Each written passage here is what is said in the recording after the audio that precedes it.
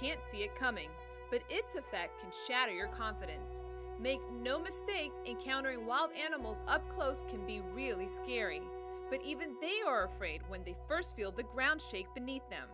Here at the zoo, the animals were the first to alert everyone about the earthquake that we felt on August 23rd. We're still at the Maryland Zoo in Baltimore, and with us this time is Amy Eveleth, Embassy Collection Manager. Welcome to the show. Thank you for having us. So tell us, what was the first sign that an earthquake was impending?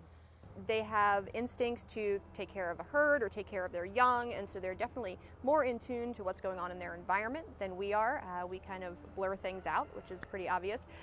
But animals, they have to pay attention to wind and rain and the way the earth feels and the barometric pressure and how things are changing, and if a storm is coming, a lot of times we'll know, they'll realize it before we will, and they'll head for cover. But with our animals in particular, you'd think they'd be a little more numb to that because they're in a zoo setting, but they're not.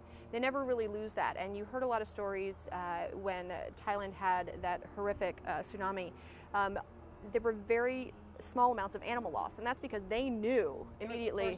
They were the first ones to flee the area. People were out collecting seashells because the water had receded and the elephants had all run for the hills. So who's our visitor today? This is Winnie. Winnie is one of our animal ambassadors. She's an African black-footed penguin. She is one of our animals that we take on program.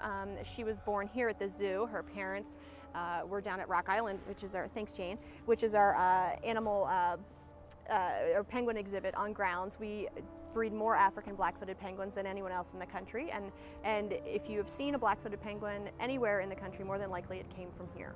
I always thought zoos were just a great place to go see animals up close that you normally wouldn't have able to see unless you're in a textbook. Why do you think zoos are so important? That is one of the reasons. You don't connect to an animal unless you see it up close, and while I think that kids can see a polar bear in a book and think he's really cool, you have no idea how big a polar bear paw is until you see one in person up against the glass. Like, it's the size of your head. So, and you don't really get that from a book. You don't really get that from the internet. You need to come see them in person.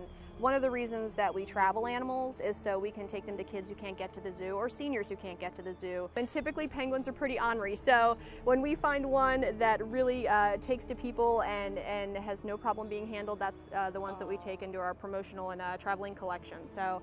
What do the kids, how do they react when they see these guys? Oh my gosh, when they see penguins, they go crazy, but they go just as crazy for a chicken. It's so funny. It's just the fact of seeing an animal. Exactly. We take these, exotic, endangered, fabulous animals out, and then we take a chicken, and they're just as happy. They're just as happy. So it's fun for us because the kids get so excited.